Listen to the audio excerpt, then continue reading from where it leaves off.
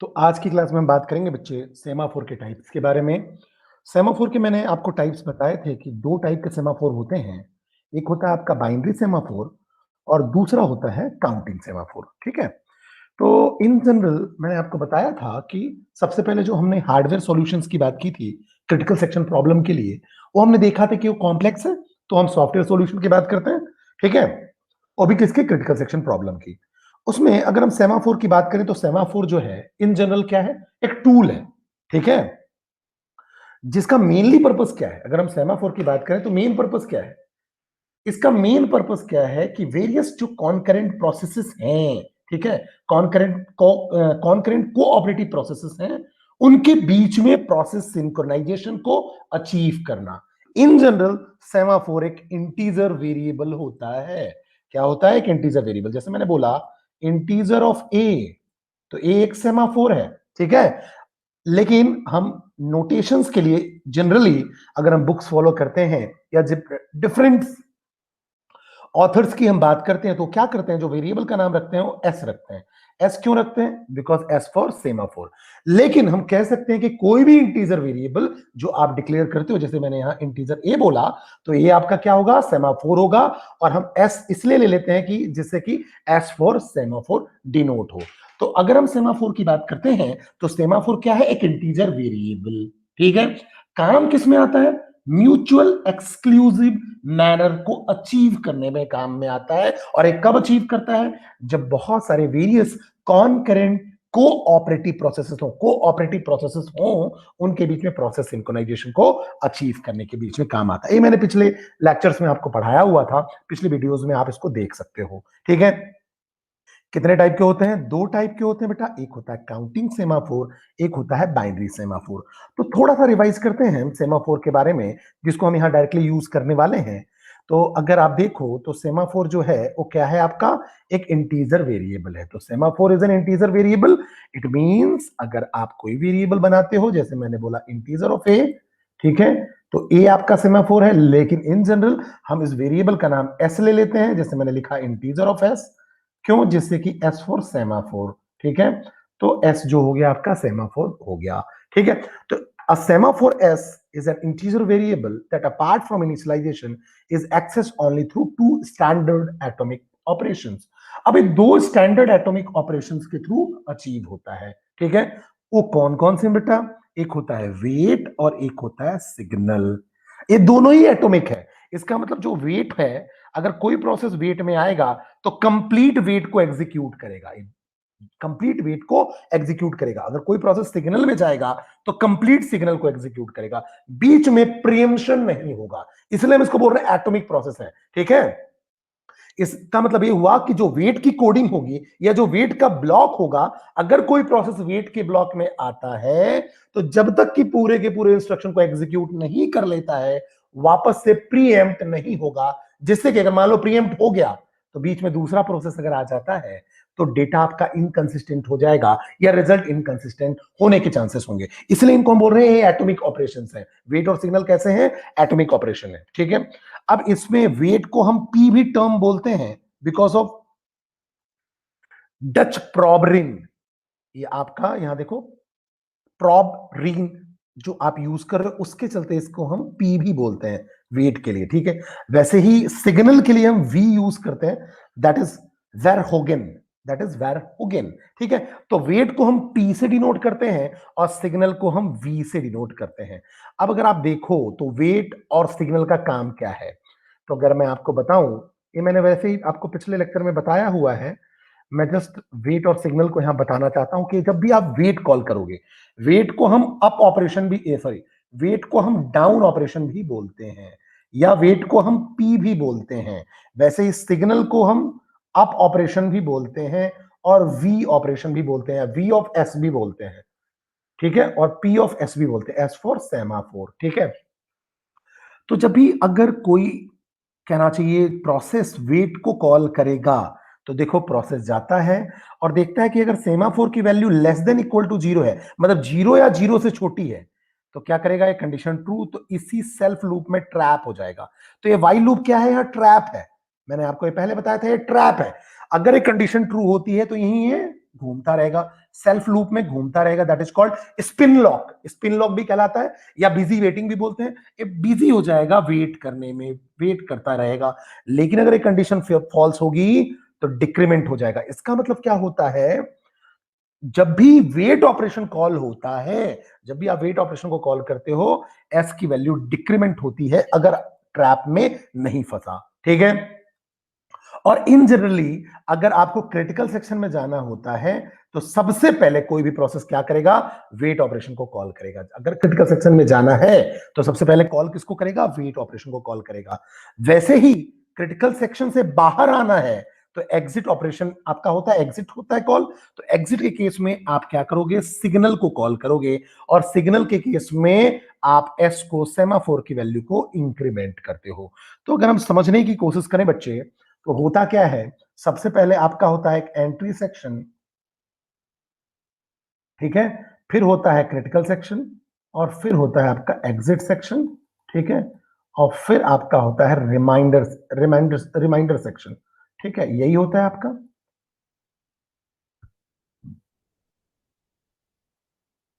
तो समझो, जब भी कोई प्रोसेस एंट्री कंडीशन में आता है तो एंट्री कंडीशन में कोड होता है। एंट्री एंट्री कंडीशंस में आपके पास कुछ सेट ऑफ इंस्ट्रक्शंस होते हैं या कुछ कोड्स होते हैं। ठीक है, सेट ऑफ कोड्स होते हैं। अगर प्रोसेस एंट्री कंडीशंस के कोड को सेटिस्फाई करता है तो क्रिटिकल सेक्शन में एंटर कर जाता है। ठीक है, और जब क्रिटिकल सेक्शन के कोड को एग्जीक्यूट कर लेता है, ठीक है, तो बाहर आता है और एग्जिट कर जाता है। ठीक है, रिमाइंडर सेक्शन में वो सारे के सारे स्टेटमेंट्स होते हैं जो कि एंट्री सेक्शन, क्रिटिकल सेक्शन और एग्जिट सेक्शन से डिफरेंट होते हैं। ठीक है, तो अगर देखो कोई भी प्रोसेस क्रिटिकल सेक्शन में जाना चाहता है तो एंट्री सेक्शन में जाना पड़ेगा। एंट्री सेक्शन में सेमाफोर के केस में वेट वाला होगा, वेट ऑपरेशन होगा। ठीक है, तो अगर वेट ऑपरेशन में गया और ट्रैप में नहीं फंसा प्रोसेस तो क्या कर देगा, डिक्रीमेंट। तो हर समय वेट में क्या होगा, डिक्रीमेंट। ठीक है, बात को समझो, सेमाफोर की वैल्यू डिक्रीमेंट होगी। ये जो एस है वो क्या बताता है, एस फॉर सेमाफोर, तो सेमाफोर की वैल्यू डिक्रीमेंट होगी। ठीक है, और डिक्रीमेंट होने के बाद क्रिटिकल सेक्शन में चला जाएगा। अगर इस कंडीशन में फंस गया तो यही ये लूप में ट्रैप रहेगा, अदरवाइज एस की वैल्यू को डिक्रीमेंट करेगा और प्रोसेस क्रिटिकल सेक्शन में चला जाएगा। जब भी कोई प्रोसेस बाहर मतलब एग्जिट होना चाहेगा तो क्या करेगा, अप ऑपरेशन को कॉल करेगा या सिग्नल ऑपरेशन को कॉल करेगा, और सिग्नल ऑपरेशन को कॉल करने के बाद एस को इंक्रीमेंट कर देगा। ठीक है, और एग्जिट कर जाएगा। ठीक है, और फिर उसके बाद आपका रिमाइंडर सेक्शन आ जाता है। ठीक है, ये चीजें तो हमने देखी हुई थी। ठीक है, वापस से हम आते हैं काउंटिंग सेमाफोर में। तो अगर आप देखो तो हमारे पास कुछ ऐसा कंडीशन होता है। अगर आप देखिए तो क्या कंडीशन होता है आपके पास, ये आपका डू हो गया। अब डू के बाद आप देखो वाइल और ट्रू कंडीशन लगा रहे हो। ये कैसा है आपका इनफाइनाइट लूप, क्योंकि वाइल ट्रू तो एक बार कंपाइलर आएगा, डू को एग्जीक्यूट करेगा और जब कंडीशन चेक करेगा तो हर बार ट्रू मिलेगा। इसका मतलब पूरा का पूरा जो ब्लॉक है वो बार बार रिपीट होता रहेगा। ठीक है, तो जितने बार भी आपको इसको एग्जीक्यूट करना है ये प्रोग्राम एग्जीक्यूट होगा, कोई दिक्कत वाली बात नहीं होगी। ठीक है, क्योंकि ये इनफाइनाइट लूप है, हर बार ट्रू होगा। अब आप देखो यहां वेट है, फिर क्रिटिकल सेक्शन है, फिर सिग्नल है, फिर रिमाइंडर सेक्शन है। तो अगर आप देखो इस चीज को एनालाइज करो तो डू वाइल, अब इसके अंदर देखो यहां एंट्री सेक्शन है और फिर क्रिटिकल सेक्शन, फिर एग्जिट सेक्शन। तो एंट्री सेक्शन की जगह पे आपका क्या होगा, वेट। ठीक है, तो जो भी प्रोसेस वेट में जाएगा वो क्या करेगा, सेमाफोर की वैल्यू को डिक्रीमेंट करता है। ठीक है, फिर डिक्रीमेंट करने के बाद कहां चला जाता है, क्रिटिकल सेक्शन में इन कर जाता है। जब उसको एग्जिट करना होगा तो क्या करेगा, एग्जिट करने के लिए सिग्नल को कॉल करेगा और तब जाके सेमाफोर की वैल्यू को क्या करेगा, इंक्रीमेंट करेगा। तो वेट के केस में डिक्रीमेंट होगा और सिग्नल के केस में इंक्रीमेंट होगा। एंट्री सेक्शन में वेट होगा और एग्जिट सेक्शन में सिग्नल होगा, और बाकी आपका रिमाइंडर सेक्शन हो गया। इतनी बात तो हमें क्लियर हो गई। आगे बढ़ते हैं, समझने की कोशिश करते हैं। अब अगर बात करें बच्चे, तो मैंने आपको बताया कि जो सेमाफोर है, अगर हम सेमाफोर की बात कर रहे हैं तो सेमाफोर की अगर हम बात करें तो जो काउंटिंग सेमाफोर होता है उसमें जो सेमाफोर की वैल्यू होगी, सीमाफोर की जो वैल्यू होगी मतलब एस की वैल्यू होगी, या आप इसको सी एस भी बोल सकते हो। CS क्यों? For counting semaphore. तो आपका CS सिंपल वेरिएबल है, जैसे आप C और C प्लस उसमें वेरिएबल्स लेते हैं, ठीक है, वैसे ही वेरिएबल्स हैं, तो वेरिएबल के नाम अलग अलग हो सकते हैं। तो कुछ लोग इसको बोलते हैं CS ले लो, कुछ लोग बोलते हैं सेमाफोर ले लो, कुछ आप चाहो तो मैं कहता हूं आप कोई भी वेरिएबल लो, कोई फर्क नहीं पड़ता है। तो इसमें अगर हम S की वैल्यू की बात करें तो यहां पास आपके पास -इंफिनिटी टू +इंफिनिटी तक वैल्यूज हो सकते हैं। यहां सेमाफोर की वैल्यू -इंफिनिटी टू +इंफिनिटी हो सकता है। लेकिन अगर हम बाइनरी सेमाफोर की बात करें तो बाइनरी सेमाफोर में आपके पास केवल दो ही वैल्यू होते हैं, 0 या 1। इसमें मतलब सेमाफोर की वैल्यू केवल या तो 0 होगी या 1। नाम ही से आपको समझ में आ रहा है कि बाइनरी, अगर हम बाइनरी की बात कर रहे हैं तो बाइनरी मतलब only two values are possible, one is true और other is false, it means 0 और 1। तो अगर आप देखो सेमाफोर क्या है, एक इंटीजर वेरिएबल है, इंटीजर ए या इंटीजर एस मैंने बोला, ठीक है। तो अगर सेमाफोर इंटीजर वेरिएबल है तो इंटीजर टाइप की वैल्यू को होल्ड कर सकता है, ठीक है। तो मैंने अगर इंटीजर एस इक्वल टू 10 बोल दिया, इसका मतलब है काउंटिंग सेमाफोर है, क्योंकि काउंटिंग सेमाफोर में ही आपके पास -इंफिनिटी टू +इंफिनिटी तक वैल्यूज हो सकती हैं। मतलब इसमें एस या सीएस की, एस मतलब सेमाफोर या क्रिटिकल सेमाफोर की वैल्यू जो हो सकती है, अगर मैं बोलूं एस इक्वल टू 100 तो ये केवल किसमें पॉसिबल है, काउंटिंग सेमाफोर में पॉसिबल है, बिकॉज बाइनरी में तो केवल दो ही वैल्यू पॉसिबल है। तो सेमाफोर एक आपका इंटीजर वैल्यू है, काउंटिंग के केस में आपके पास -इंफिनिटी टू +इंफिनिटी तक वैल्यूज हो सकते हैं, जबकि बाइनरी के केस में केवल दो ही पॉसिबिलिटीज हैं, 0 और 1। अब समझते चलना। अब अगर हम बाइनरी सेमाफोर की बात करें तो बाइनरी सेमाफोर में मैंने आपको, देखो एक चीज और हम बात करें, अगर हम सेमाफोर की बात करते हैं तो सेमाफोर जो है जनरली आपके पास तीन चीजों के लिए बनाया गया, तीन पर्पज है। अगर सेमाफोर की बात करो, टोटल तीन ही पर्पज है सेमाफोर के, ठीक है। अब अगर वो बात करो कि वो कौन से पर्पज हैं जिसके लिए हम सेमाफोर की बात करते हैं, तो अगर सबसे पहले बात करें तो सेमाफोर क्या करता है, क्रिटिकल सेक्शन प्रॉब्लम में मदद करता है, ठीक है। क्या करता है, पहला अगर हम बात करें तो सेमाफोर मेनली जो यूज होता है वो क्रिटिकल सेक्शन प्रॉब्लम को सॉल्व करने के लिए होता है, ठीक है। क्रिटिकल सेक्शन प्रॉब्लम को सॉल्व करने के लिए होता है। अब जब हम क्रिटिकल सेक्शन प्रॉब्लम की बात करते हैं तो इसका मतलब हम देखते हैं कि क्रिटिकल सेक्शन में एक बार में एक ही प्रोसेस जाए, जिसको हम क्या बोलते हैं, म्यूचुअल एक्सक्लूजन। तो तीन इंपॉर्टेंट रूल्स थे जो कि अगर आप प्रोसेस सिंक्रोनाइजेशन या क्रिटिकल सेक्शन प्रॉब्लम को सॉल्व करने की बात करते हो तो तीन मैंडेटरी कंडीशन फुलफिल होने चाहिए। कौन कौन से? पहला म्यूचुअल एक्सक्लूजन। म्यूचुअल एक्सक्लूजन का मतलब क्या हुआ कि एक बार में क्रिटिकल सेक्शन में एक ही प्रोसेस हो सकता है, एक से ज्यादा प्रोसेस पॉसिबल नहीं है, ठीक है। तो अगर आप क्रिटिकल सेक्शन प्रॉब्लम की बात करोगे तो म्यूचुअल एक्सक्लूजन को फॉलो करना चाहिए। दूसरा, प्रोग्रेस होनी चाहिए, ठीक है। मतलब अगर कोई क्रिटिकल सेक्शन में जाना चाहता है तो जा पाए, ठीक है। तीसरा, बाउंडेड वेटिंग नहीं होनी चाहिए। बाउंडेड वेटिंग मतलब केवल एक ही प्रोसेस को बार बार मौका नहीं मिले, हर प्रोसेस को इक्वल अपॉर्चुनिटी हो क्रिटिकल सेक्शन में जाने के लिए। तो ये तीन रूल फॉलो होने चाहिए। तो सेमाफोर का पहला मेन पर्पस जो है क्रिटिकल सेक्शन प्रॉब्लम को सॉल्व करने के लिए होता है, ठीक है।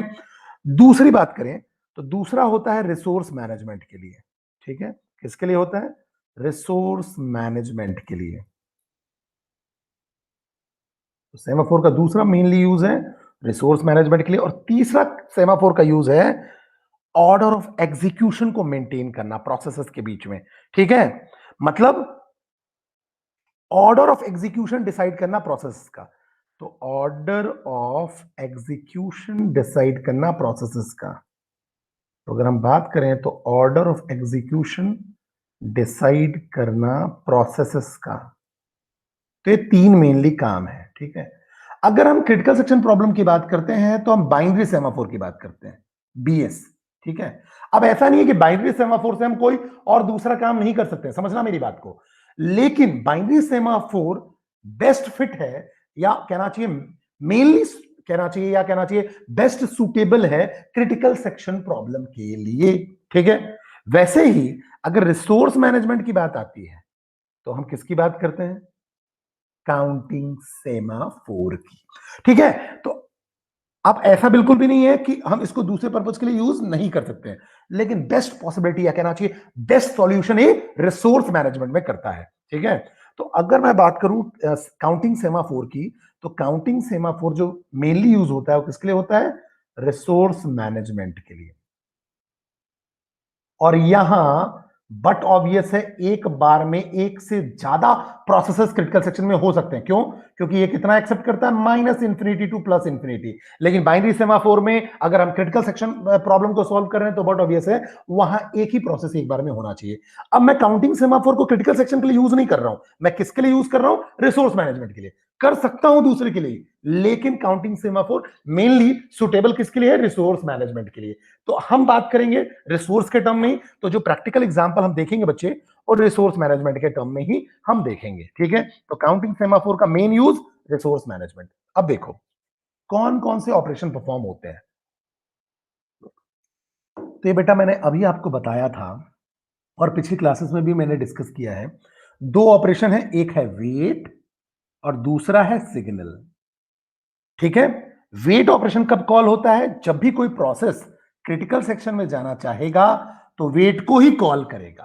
ठीक है, और जब वो क्रिटिकल सेक्शन से बाहर आना चाहेगा तो सिग्नल को कॉल करेगा। इसका मतलब एंट्री पॉइंट पे, ठीक है, एंट्री कंडीशन पे आपका वेट होता है और एग्जिट पे आपका क्या होता है? सिग्नल होता है। ठीक है, वेट को ही हम डाउन ऑपरेशन बोलते हैं, वेट को ही हम पी बोलते हैं या पी ऑफ एस बोलते हैं, और वेट को ही हम लॉक बोलते हैं। समझने की कोशिश करना। ठीक है, फिर दूसरी बात करो, सिग्नल को हम अप बोलते हैं, सिग्नल को ही हम वी बोलते हैं, और सिग्नल को ही हम रिलीज बोलते हैं, सिग्नल को ही हम पोस्ट बोलते हैं। जब वेट बोलोगे तो एग्जिट करने के लिए सिग्नल कॉल होगा, या पोस्ट या रिलीज, एक ही टर्मिनोलॉजी है। जब लॉक बोलेंगे तो रिलीज बोलेंगे, जब पी बोलेंगे तो वी बोलेंगे, जब डाउन बोलेंगे तो सिग्नल के लिए अप बोलेंगे। बस इतना ध्यान रखना, टर्मिनोलॉजी एक ही है। मतलब वेट को ही लॉक पी या डाउन बोलेंगे, सिग्नल को ही रिलीज वी अप पोस्ट या रिलीज बोलेंगे। ठीक है, आगे बढ़ते हैं। तो अगर हम बात कर रहे हैं, मैंने आपको बताया कि जो मैं काउंटिंग सेमाफोर की बात कर रहा हूं, counting semaphore is used for giving control access to resource consisting of number of instances. Counting semaphore की अगर हम बात करें तो काउंटिंग सेमाफोर करता क्या है? कंट्रोल प्रोवाइड करता है। क्या करता है? कंट्रोल प्रोवाइड करता है। किसके लिए कंट्रोल प्रोवाइड करता है? कंट्रोल इसके लिए प्रोवाइड करता है जिससे कि आप क्या कर पाओ? सिंपल, रिसोर्सेस को आप क्या कर सको? प्रोसेसेस को प्रोवाइड कर पाओ। ठीक है, तो कंट्रोल एक्सेस करने के लिए आपका सिंपल सी बात है, आपका बाइनरी सेमाफोर यूज होता है, सॉरी, काउंटिंग सेमाफोर यूज होता है। ठीक है, अब कैसे कंट्रोल हम प्रोवाइड करेंगे, हम देखने की कोशिश करते हैं, समझने की कोशिश करते हैं। जस्ट अ मिनट, इसको मैं यहाँ फॉर्मूले को सही कर दूं, जस्ट अ मिनट। ठीक है, तो अब इसको हम समझने की कोशिश करते हैं। तो अगर मैं बात करूं कि काउंटिंग सेमाफोर का मेनली यूज क्या है, तो जितने भी प्रोसेसेस हैं उनको रिसोर्स प्रोवाइड करना। ठीक है, तो सिंपल सी बात है, काउंटिंग सेमाफोर का यूज रिसोर्स मैनेजमेंट के लिए मेनली होता है। ऐसा नहीं है कि इसके लिए ही होता है, लेकिन मेनली रिसोर्स मैनेजमेंट के लिए होता है। ठीक है, या प्रोसेसेस को रिसोर्स प्रोवाइड करने के लिए होता है, या आप ऐसा बोल सकते हो प्रोसेसेस को रिसोर्स का कंट्रोल प्रोवाइड करने के लिए होता है। तो मैं एक एग्जांपल से आपको समझाता हूं, पूरी चीजें क्लियर हो जाएंगी।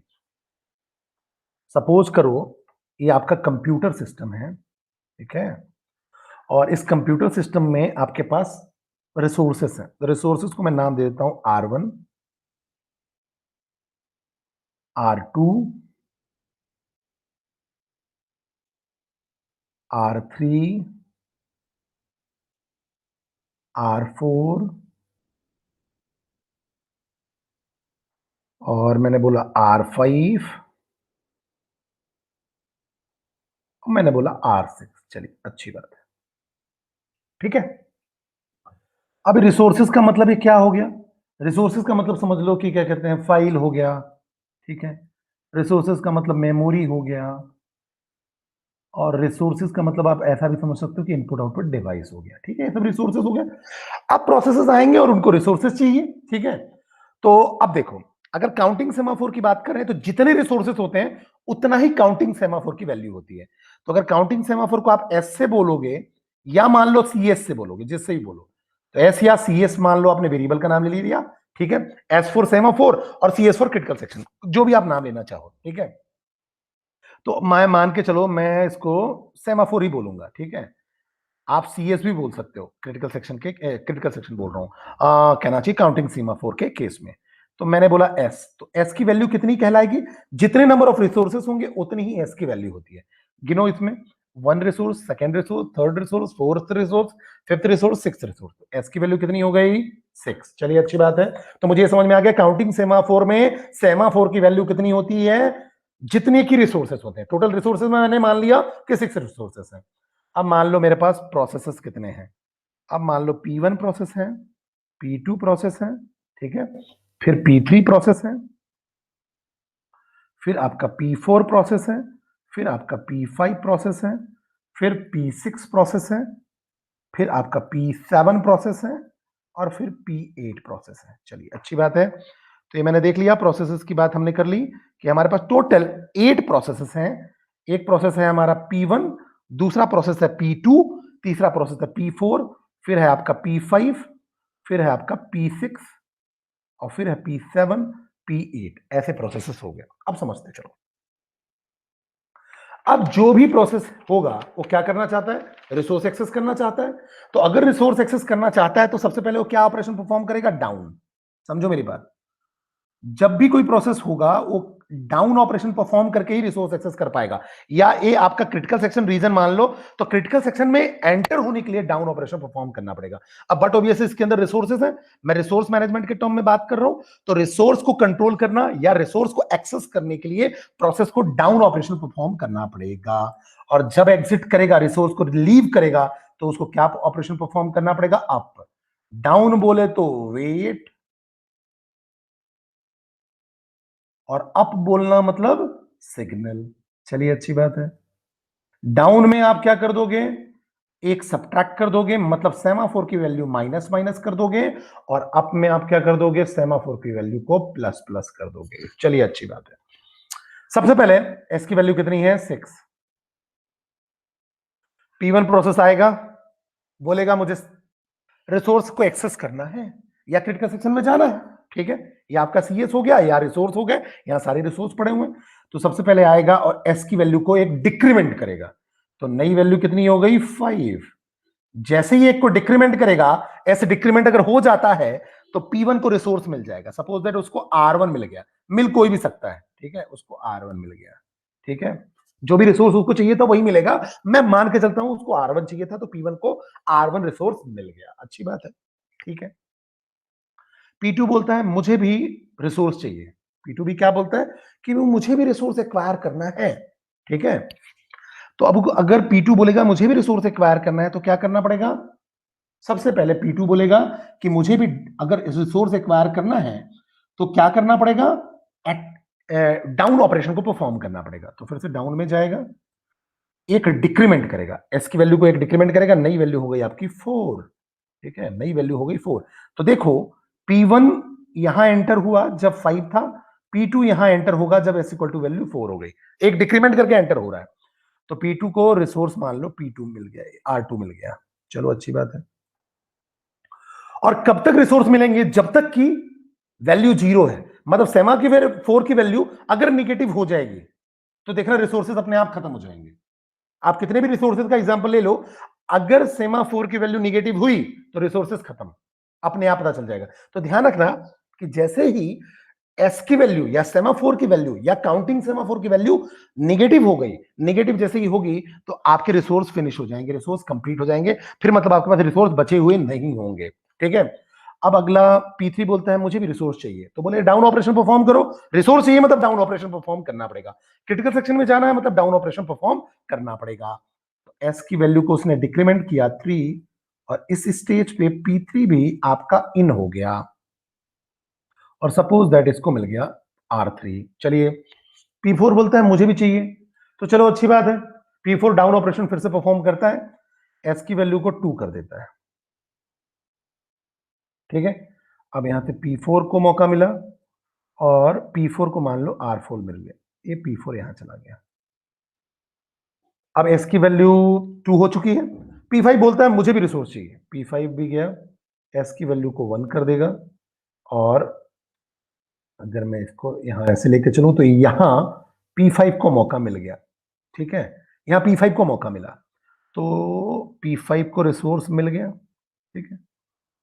अब P6 बोला मुझे भी रिसोर्स चाहिए, P6 क्या बोल रहा है, मुझे भी रिसोर्स चाहिए, अच्छी बात है।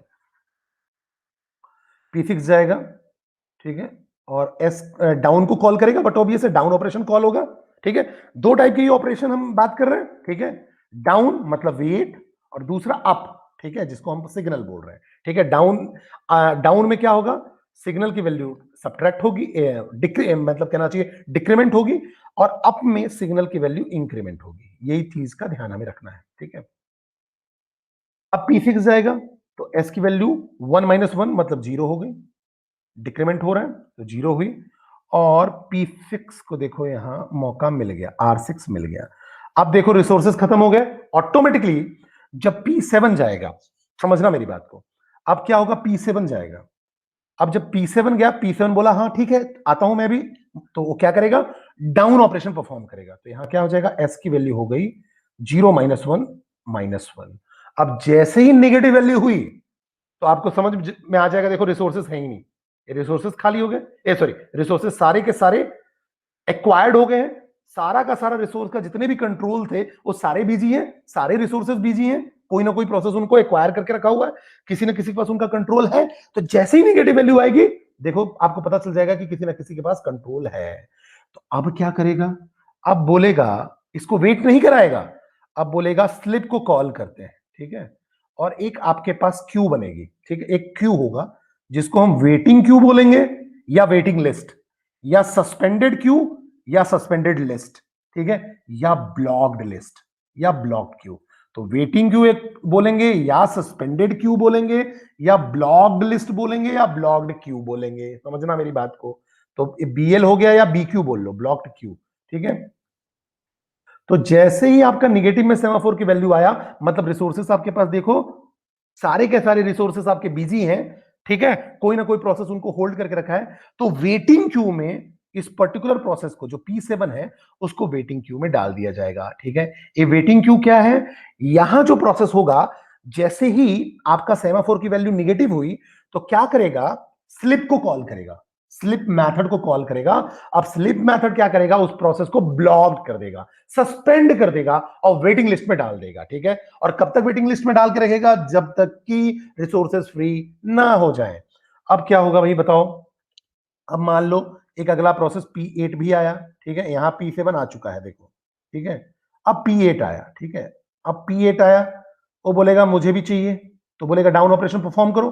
तो सेमाफोर की वैल्यू -1 है, तो -1 -1 -2 हो जाएगा, ठीक है, -2 हो गया। अब ये फिर से निगेटिव है, मतलब इसका मतलब रिसोर्स तो है नहीं, और हमें दिख भी रहा है रिसोर्स नहीं है। तो क्या करेगा, स्लीप मेथड को कॉल करेगा, और स्लीप क्या करेगा, उसको वेटिंग क्यू में पुट कर देगा, ठीक है, या उसको सस्पेंड कर देगा, या ब्लॉक कर देगा, और वेटिंग क्यू में रख देगा। देखो P8 यहां वेटिंग क्यू में आ गया, ठीक है, तो ये वेटिंग क्यू में आ गया। अब समझना, अब क्या हुआ, P1 बोला कि मेरा काम खत्म हो गया, अब मैं बाहर निकलना चाहता हूं।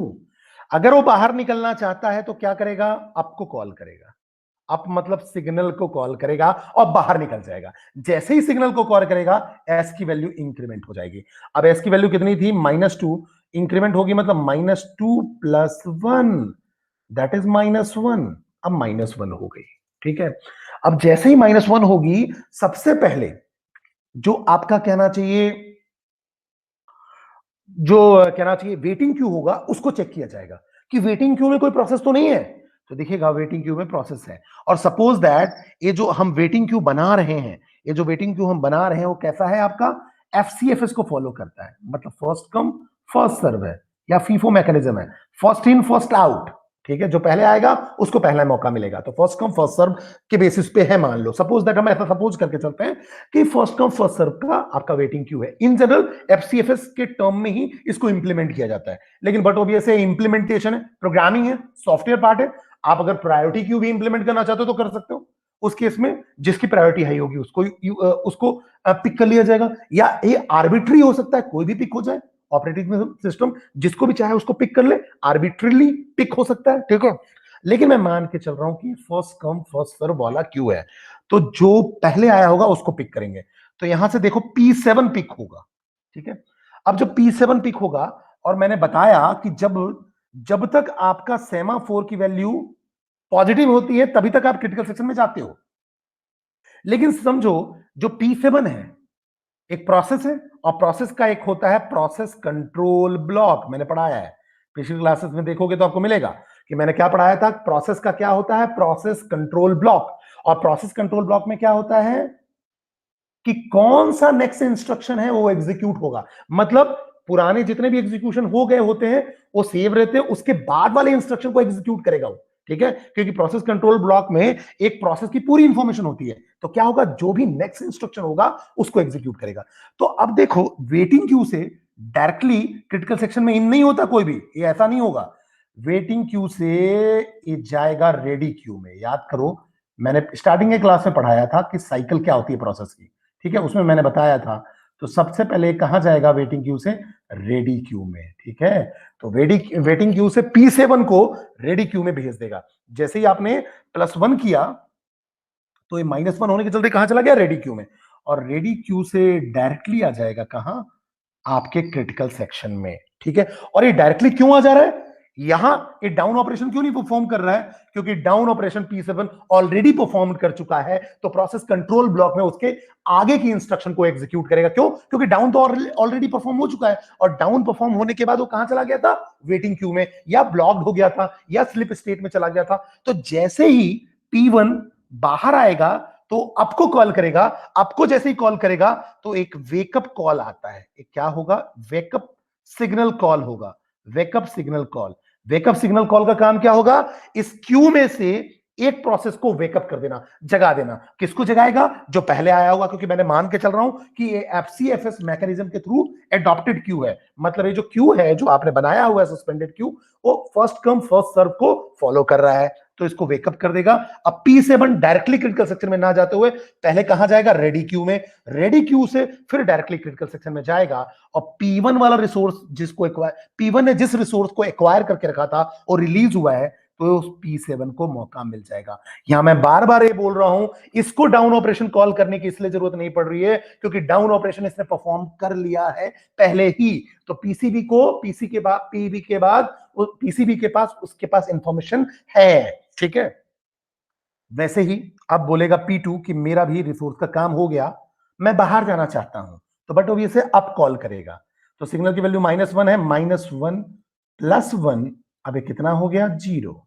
ठीक है, फिर से आपका वेटिंग क्यू चेक होगा कि वेटिंग क्यू में कोई है तो नहीं है, P8 है। ठीक है, तो उसको कहां भेज दिया जाएगा, जैसे ही P2 आपका बाहर आएगा, अप कॉल होगा, अप कॉल होते ही बैकअप कॉल होगा, P8 को जगा दिया जाएगा, और ये चला जाएगा आपका कहां, रेडी क्यू में। और रेडी क्यू से फिर से इसको मौका मिलेगा, डाउन ऑपरेशन ये ऑलरेडी परफॉर्म कर चुका है, तो इसके प्रोसेस कंट्रोल ब्लॉक में इंफॉर्मेशन होगी कि नेक्स्ट इंस्ट्रक्शन को एग्जीक्यूट करना। तो अब मौका किसको मिल जाएगा, P8 को मौका मिल जाएगा, क्योंकि P2 फ्री कर दिया है रिसोर्स 2 को, तो अब P8 आ गया और P8 को मौका मिल गया।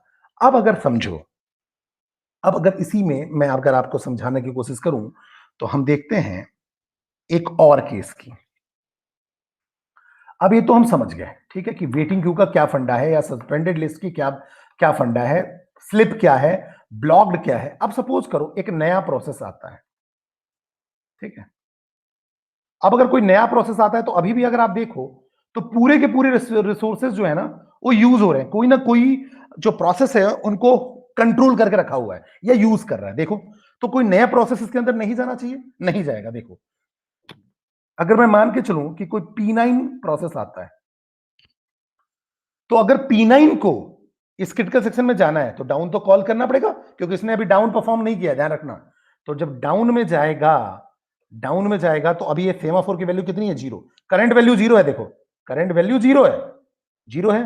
तो क्या करेगा, P9 अगर एंटर करना चाहता है तो बोलेगा P9 इक्वल टू 0 -1, क्योंकि डाउन में क्या होता है, -1 होता है। ठीक है, डिक्रीमेंट होता है तो -1 आ गया। अब अगर निगेटिव आया तो ये पक्का है कि ये क्या हो जाएगा, इसके अंदर नहीं जा पाएगा, इसके अंदर नहीं जा पाएगा, और वेटिंग क्यू में भेज दिया जाएगा, स्लिप हो जाएगा। मतलब स्लिप स्लिप मेथड कॉल होगा, और ये वेटिंग क्यू में ब्लॉक्ड हो जाएगा या सस्पेंडेड हो जाएगा, और वेटिंग क्यू या सस्पेंडेड लिस्ट या ब्लॉक्ड लिस्ट में रख दिया जाएगा, ठीक है। अब मान लो P3 आता है और बोलता है मेरा तो अब रिसोर्स का काम कंप्लीट हो गया, मैं बाहर आना चाहता हूं, तो अब कॉल करेगा, ठीक है, और बाहर आ जाएगा।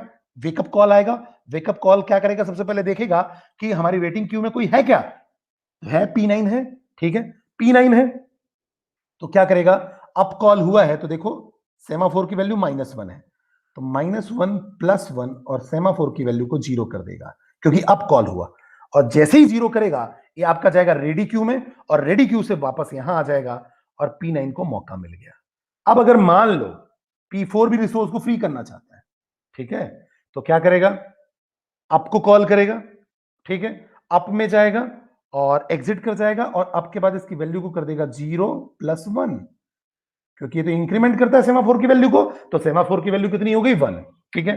अब अगर कोई प्रोसेस मान लो P10 आता है, ठीक है, और P10 आने के बाद वो क्या करेगा, सबसे पहले डाउन ऑपरेशन परफॉर्म करेगा, तो देखो यहां 1 है और 1 को सब्ट्रैक्ट करूंगा मैं 1 से, तो 1 - 1 दैट इज 0, निगेटिव तो नहीं है, तो 0 है, तो बट ऑब्वियस है अंदर जाएगा और इसको रिसोर्स मिल जाएगा।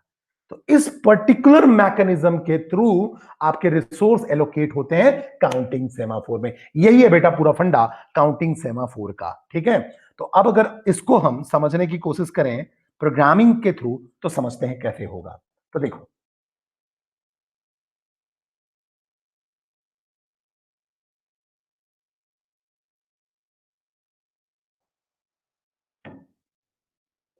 जस्ट मिनट,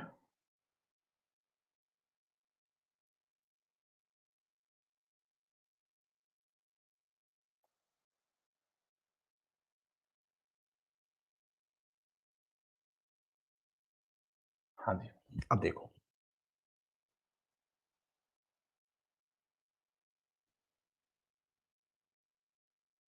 तो अगर हम इसको प्रोग्रामिंग के थ्रू इंप्लीमेंट करके देखें तो कैसे होगा। कंसेप्ट पूरा का पूरा वही है, मैं उसको आपको समझाते भी चलता हूं कैसे काम हो रहा है।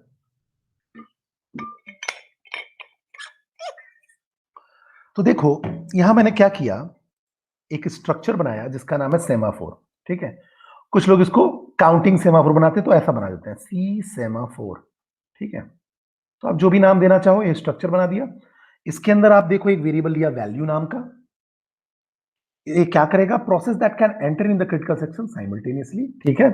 फिर मैंने क्यू बनाया, ये आपका सस्पेंडेड क्यू है या ब्लॉक्ड क्यू है या वेटिंग क्यू की बात कर रहे हैं, जिसके अंदर जब भी क्या कहते हैं आपके पास रिसोर्सेस पूरे के पूरे एक्वायर्ड होंगे प्रोसेस से, तो कोई नया अगर प्रोसेस रिसोर्स एक्वायर करना चाहेगा या कंट्रोल में लेना चाहेगा या यूज करना चाहेगा, तो उसको हम ब्लॉक कर देंगे स्लीप मेथड का यूज करके, ठीक है। तो दो आपके पास यहां देखो ऑपरेशंस हैं, एक आपका डाउन है, ये दिख रहा है आपको, और दूसरा क्या है, अप ऑपरेशन है, ये देखिए, ठीक है। तो अगर मैं पिछले एग्जांपल की बात करूं, उसी से इसको रिलेट करता चलूंगा। अब देखिए, तो पिछले एग्जांपल से अगर मैं इसको रिलेट करूं, आपके पास क्या था, ये आपका रिसोर्सेस ले लेते हैं R1, फिर R2, फिर R3, फिर R4, फिर आपका हो गया R5, फिर हो गया R6। देखते हैं प्रोसेसेस, मान लो आपके पास P1, P2, P3, P4, P5, P6, P7 और P8, ठीक है। अब देखिए सेमाफोर की वैल्यू, काउंटिंग सेमाफोर की वैल्यू कितनी होगी, जितने रिसोर्सेज उतनी वैल्यू, तो कितने रिसोर्सेज हैं 6, तो 6 रख देते हैं, ठीक है। अब देखिए, अब इस पे हम आते हैं। सबसे पहले मैंने आपको बताया कि कोई भी प्रोसेस, जैसे मान लो P1 है, अगर वो रिसोर्स एक्वायर करना चाहता है, रिसोर्स को कंट्रोल करना चाहता है या रिसोर्स एक्सेस करना चाहता है, ठीक है, या रिसोर्स को यूज करना चाहता है, तो बट ऑब्वियसली उसको सबसे पहले क्या करना पड़ेगा, इस अप ऑपरेशन में जाना पड़ेगा। दूसरा मैंने आपको बताया था कि जो वेट ऑपरेशन होता है वो एटॉमिक होता है। क्यों? क्योंकि अगर कोई प्रोसेस है, अगर कोई प्रोसेस है तो अगर वो वेट में आता है, ठीक है, अगर वेट ऑपरेशन में आता है, तो जब तक कि पूरा का पूरा वेट ऑपरेशन या मतलब कहना चाहिए डाउन ऑपरेशन परफॉर्म ना हो जाए, प्रीएम्प्ट नहीं होगा। एटॉमिक है, कंप्लीट ऑपरेशन पूरा का पूरा एग्जीक्यूट होगा। अगर मान लो बीच में ही कहीं प्रीएम्प्ट हो गया, जैसे मैं मान लो इस लाइन पे ही प्रीएम्प्ट हो गया, तो दूसरा प्रोसेस आके क्या कर देगा, क्रिटिकल सेक्शन में एक्सेस कर लेगा, और अब जो पहला प्रोसेस था वो इस लाइन को तो एग्जीक्यूट कर चुका है, तो आगे बढ़ेगा, तो अभी यहां जो चेंजेस हुए उसको पता ही नहीं चल पाएगा। इसलिए पूरा प्रोसेस एटॉमिक है, मतलब ये डाउन और ये अप, मतलब ये वेट और ये सिग्नल, ये एटॉमिक है। एक प्रोसेस अगर आएगा तो ये पूरे के पूरे को एग्जीक्यूट करेगा एज अ सिंगल यूनिट, और जब तक पूरे को एग्जीक्यूट नहीं कर लेगा दूसरे प्रोसेस को मौका नहीं मिलेगा। तो ये ऑपरेशंस एटॉमिक है, ध्यान रखना, ठीक है। मतलब कोई प्रोसेस अगर डाउन में है तो डाउन को पूरा का पूरा एग्जीक्यूट करेगा। अब समझो मेरी बात को, मैंने एग्जांपल क्या बताया, एग्जांपल बताया आपको कि यहां देखो हमारे पास एस की वैल्यू कितनी है, 6 है, ठीक है। तो अगर एस की वैल्यू 6 है तो सबसे पहले यहां मैं ले लेता हूं एस की वैल्यू अगर 6 है, ठीक है, और हमारे पास P1 से लेकर P2, P3, P4, P5, P6, P7 और P8, ठीक है, ये प्रोसेस है। यहां हमारे पास R1 रिसोर्सेस है, मैं पिछले वाले एग्जांपल की बात कर रहा हूं, R2 रिसोर्सेस है, R3 रिसोर्सेस है, फिर इधर मान लो R4 रिसोर्सेस है, फिर यहां R5 एक रिसोर्स है, ठीक है। और रिसोर्स मैंने आपको बताया मेमोरी हो सकता है, फाइल हो सकता है, इनपुट आउटपुट डिवाइसेस होते हैं, कुछ भी हो सकता है। अब P1 को रिसोर्स चाहिए, ठीक है, तो P1 यहां से गया और सबसे पहले कहां जाएगा, यहां डाउन ऑपरेशन कॉल करेगा।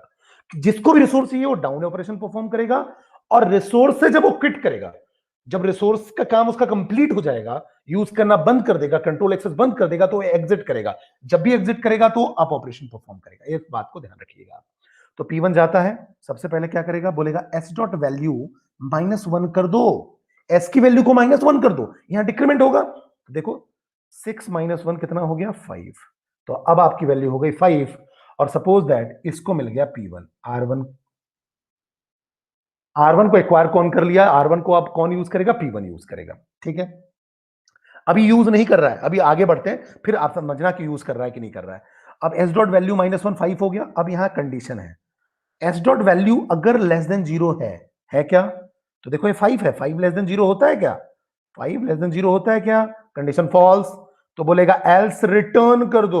तो क्या रिटर्न कर दो, 5 को रिटर्न कर दो, मतलब सेमाफोर की वैल्यू रिटर्न कर दो, कर दिया, और इसको क्या मिल जाएगा, रिसोर्स मिल जाएगा, तो R1 इसको मिल गया, ठीक है। अब P2 आएगा, समझो मेरी बात को, P2 आएगा, बोलेगा फिर से डिक्रीमेंट करो, तो 5 को कितना कर देगा, 4, ठीक है। फिर ये चेक होगा 4 लेस देन 0 होता है क्या, कंडीशन फॉल्स, 4 लेस देन 0 नहीं होता है, तो बड़ा है, तो एल्स में जाएगा, 4 रिटर्न होगा, और मान लो R2 को P2 मिल गया, ठीक है, P2 ने R2 को एक्वायर कर लिया। अगली बात करते हैं, ठीक है।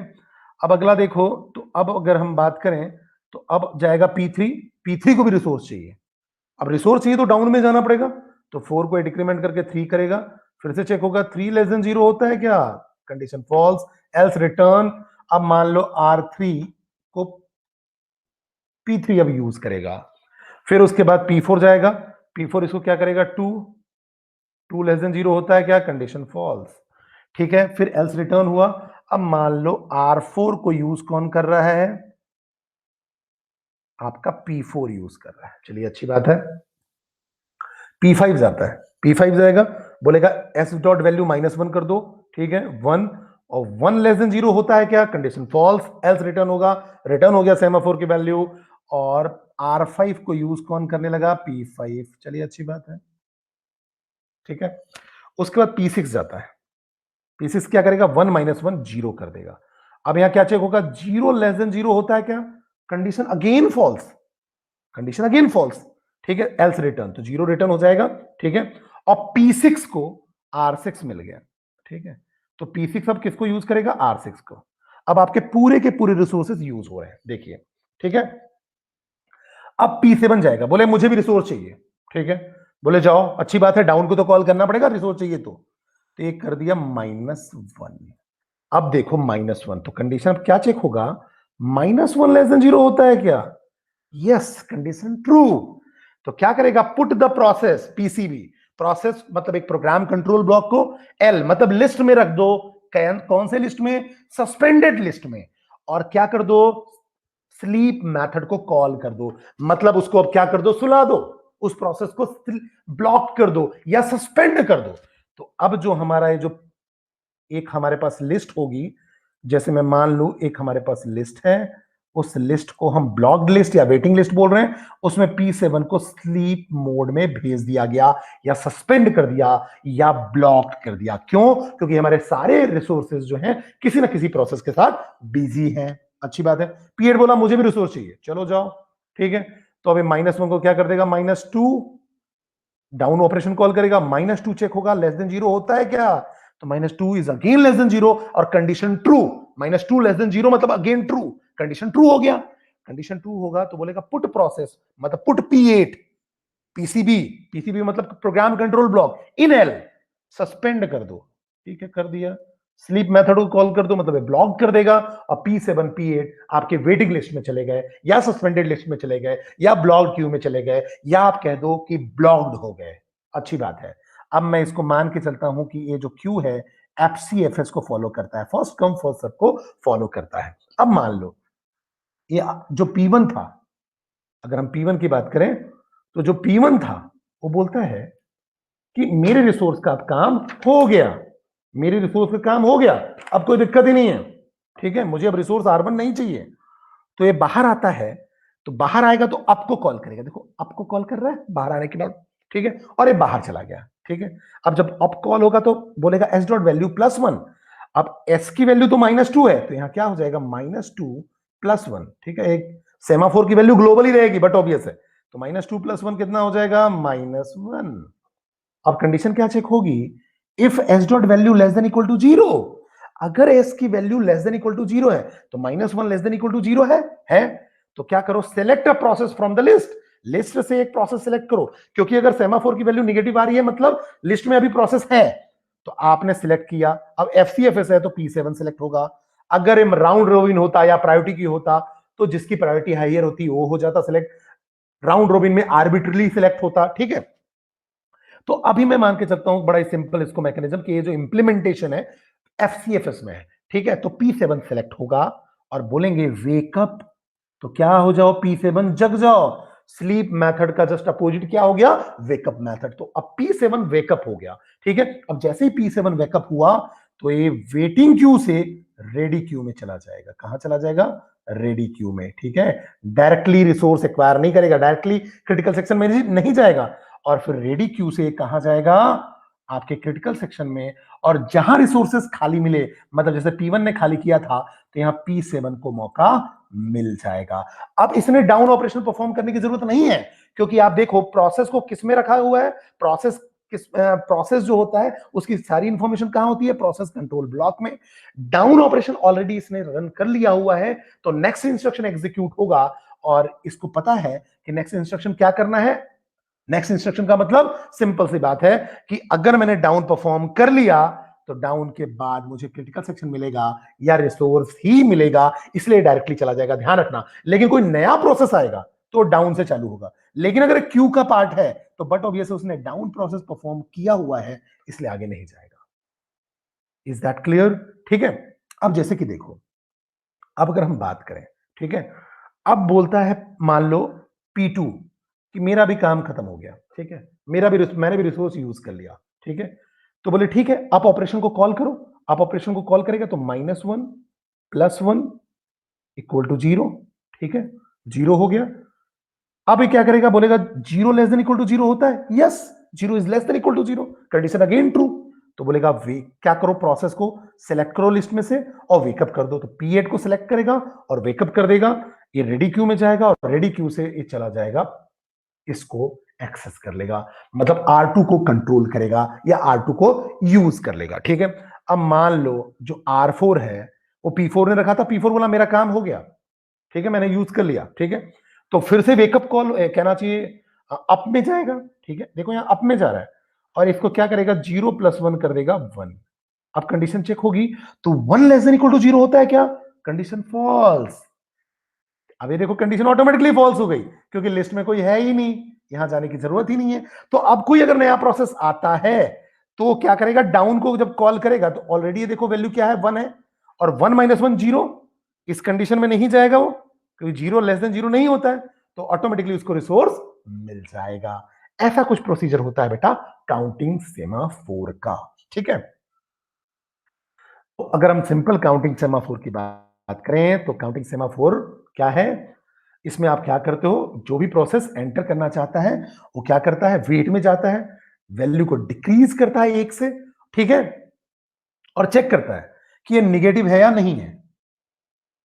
अगर निगेटिव होगी तो वेटिंग क्यू में चला जाएगा, अगर पॉजिटिव होगा तो उसको क्रिटिकल सेक्शन मिल जाएगा या रिसोर्स मिल जाएगा। जब भी कोई प्रोसेस एग्जिट करता है क्रिटिकल सेक्शन से तो काउंट 1 से बढ़ जाती है, ठीक है। अगर ये निगेटिव या जीरो होगा, ठीक है, तो इसका मतलब कम से कम एक कोई प्रोसेस तो है ही है, ठीक है, कोई ना कोई प्रोसेस है जो वेट कर रहा है, ब्लॉक्ड स्टेट में है, ठीक है।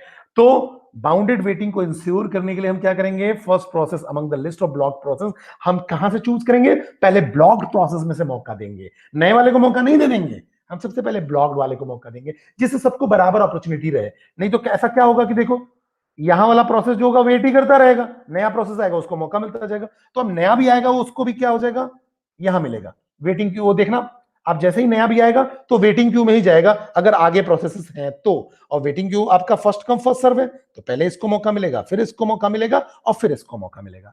तो इस कंडीशन से अगर एफसीएफएस है तो बाउंडेड वेटिंग की कंडीशन भी फुलफिल हो जाएगी, ठीक है। अब जो प्रोसेस ब्लॉक्ड है वो वेकअप कॉल होगा उसका, ठीक है, और फिर अगर काउंटिंग सेमाफोर की वैल्यू नेगेटिव आती है तो वो ब्लॉक्ड स्टेट से फिर कहां जाएगा, अगर नंबर ऑफ स्लॉट्स या रिसोर्सेज अवेलेबल हैं तो क्रिटिकल सेक्शन में एंटर कर जाएगा, क्योंकि इसको दोबारा डाउन ऑपरेशन परफॉर्म करने की जरूरत नहीं पड़ेगी। क्यों नहीं पड़ेगी, क्योंकि प्रोसेस कंट्रोल ब्लॉक में इसका नेक्स्ट इंस्ट्रक्शन एग्जीक्यूट होगा, तो इसको दोबारा से उस पर्टिकुलर डाउन ऑपरेशन को कॉल करने की जरूरत नहीं है, क्योंकि डाउन ऑलरेडी परफॉर्म हो गया है। अगर डाउन परफॉर्म हो गया है तो फिर वो क्रिटिकल सेक्शन में चला जाएगा, ठीक है। तो अगर हम काउंटिंग सेमाफोर और बाइनरी सेमाफोर में डिफरेंस देखें तो काउंटिंग सेमाफोर में सिंपल सी बात है, there is no mutual exclusion. क्यों, क्योंकि यहां क्रिटिकल सेक्शन में एक से ज्यादा प्रोसेसेस हो सकते हैं, जितने नंबर ऑफ रिसोर्सेस होंगे उतने प्रोसेसेस एक बार में हो सकते हैं। मैंने अभी आपको बताया कि अगर देखो यहां पर अगर मान लो 6 रिसोर्सेस थे, अगर हम इसकी बात करें, अगर 6 रिसोर्सेस हैं तो एक बार में इस क्रिटिकल सेक्शन में कितने आपके क्या कहते हैं प्रोसेसेस आ सकते हैं, 6। P1 यहां आ जाएगा, P2 आपका मान लो यहां आ गया, P3 यहां आ गया, P4 यहां आ गया, P5 यहां आ गया और P6 यहां आ गया, ठीक है। तो बट ऑब्वियस है कि पहला डिफरेंस अगर हम काउंटिंग सेमाफोर और बाइनरी सेमाफोर में बात करें तो काउंटिंग सेमाफोर में एक से ज्यादा प्रोसेसेस क्रिटिकल सेक्शन में हो सकते हैं, तो म्यूचुअल एक्सक्लूजन नहीं होगा। यहां तो एक बार में एक ही प्रोसेस आपका क्रिटिकल सेक्शन में होगा तो म्यूचुअल एक्सक्लूजन होगा। यहां केवल 2 वैल्यूज होते हैं, यहां कोई भी वैल्यू पॉसिबल है, ठीक है, कितनी भी बड़ी वैल्यू पॉसिबल है, ठीक है। तो in the counting semaphore any integer value can be possible, ठीक है। यहां पर आपके पास मोर देन वन रिसोर्सेस होते हैं या मोर देन वन स्लॉट्स होते हैं, यहां एक ही स्लॉट होता है, ठीक है। ये आपका म्यूचुअल एक्सक्लूजन को फॉलो करता है, ठीक है। ये आपके ऑफर क्या करता है, सेट ऑफ प्रोसेसेस को एक साथ मल्टीपल प्रोसेसेस को इन करने की बात करता है। क्यों, क्योंकि ये रिसोर्स मैनेजमेंट के लिए फिट है, ये रिसोर्स मैनेजमेंट की बात करता है और एक क्रिटिकल सेक्शन प्रॉब्लम को सॉल्व करने की बात करता है, ठीक है। फिर बात करें अगर सेमाफोर और म्यूटेक्स के बारे में डिफरेंस की बात करें तो सेमाफोर एक इंटीजर वेरिएबल होता है और म्यूटेक्स जो होता है म्यूटेक्स लॉक होता है, ठीक है। बाइनरी सेमाफोर को हम कभी कभी म्यूटेक्स बोलते हैं, ये मैंने बाइनरी सेमाफोर के लेक्चर में बताया हुआ है, ठीक है। तो म्यूटेक्स जो है वो आपका ऑब्जेक्ट होता है, सेमाफोर सिग्नलिंग मैकेनिज्म है, म्यूटेक्स क्या है, लॉकिंग मैकेनिज्म है, ठीक है। ये दो टाइप का होता है, बाइनरी और काउंटिंग, इसके कोई टाइप नहीं होते हैं, ठीक है। इसमें आपके पास एटॉमिक ऑपरेशंस होते हैं जैसे कि वेट और सिग्नल, ठीक है। यहां म्यूटेक्स में या तो लॉक्ड होगा या अनलॉक्ड ऑपरेशन होगा, ठीक है।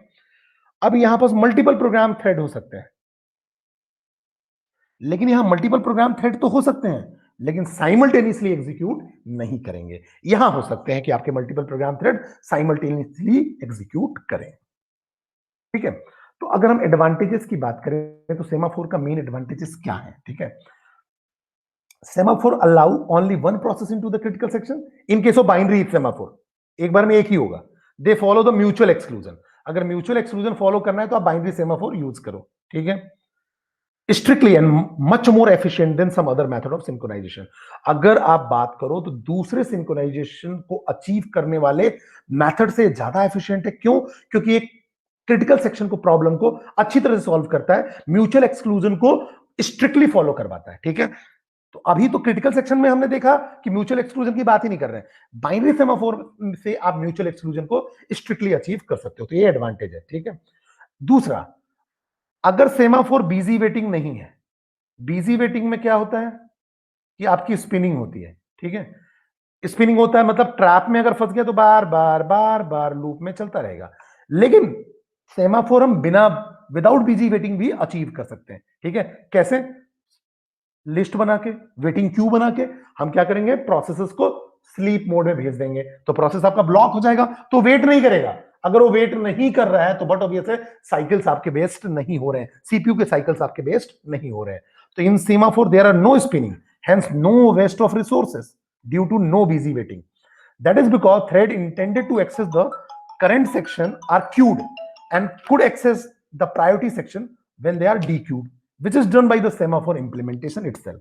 Hence, unnecessary CPU time is not spent on checking if a condition is satisfied to allow the thread to access the critical section. ठीक है, अब semaphore are implemented in machine independent code of the microkernel. ये machine independent होते हैं। ठीक है, क्योंकि इनको इंप्लीमेंट जो किया जाता है और माइक्रो कर्नल में किया जाता है, जो कि मशीन इंडिपेंडेंट होता है। फिर बात करेंगे डिसएडवांटेजेस की, तो सेमाफोर के जो ऑपरेशंस हैं वो कॉम्प्लिकेटेड है। जैसे वेट और सिग्नल ऑपरेशंस की हम बात करें तो अगर हम करेक्टली इंप्लीमेंट ना करें, ठीक है, तो डेडलॉक की कंडीशन भी आ सकती है। ठीक है, सेमाफोर impractical भी for large scale use as their use leads to loss of modularity। कभी कभी क्या होता है कि वेट और सिग्नल ऑपरेशन आप जो परफॉर्म करते हो, ठीक है, उससे स्ट्रक्चरिंग करने में, ठीक है, जो आप स्ट्रक्चरिंग करते हो, स्ट्रक्चरिंग लेआउट बनाते हो, उसमें दिक्कत आती है, तो कभी कभी इम्प्रैक्टिकल होता है। ठीक है, दूसरी बात करें, सीमाफोर इन्वॉल्व क्यू, क्यू को इन्वॉल्व करता है कब, हम वेटिंग क्यू की बात करते हैं ना। ठीक है, तो for a FIFO queue there is a high probability for a priority inversion to take place, wherein a high priority process which came a bit later might just have to wait when a low priority one is in the critical phase। इसका मतलब ये हुआ कि in general हम semaphore में क्या करते हैं, जो क्यू इंप्लीमेंट करते हैं वो आपका कौन सा मैकेनिज्म फॉलो करता है, फीफो मैकेनिज्म को फॉलो करता है। ठीक है, तो इसमें अगर ये फर्स्ट इन फर्स्ट आउट वाला है तो होता क्या है कि अगर कोई प्रायोरिटी वाला आया तो उसको भी मौका नहीं मिलेगा, क्योंकि ये तो सीक्वेंस से चलेगा। तो कभी कभी क्या हो जाता है कि लो प्रायोरिटी वाले को, जिसको क्या कहते हैं, अभी क्रिटिकल सेक्शन नहीं चाहिए था या ज्यादा जरूरत नहीं थी, तब भी उसी को मौका मिलेगा क्योंकि वो पहले आया था।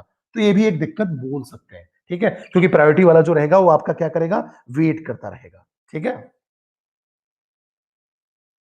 तो ये सारी चीजें थी आपकी काउंटिंग सेमाफोर के बारे में। Is that clear to all of you? मेरे ख्याल से सारी चीजें आपको क्लियर हो गई होंगी। Thank you.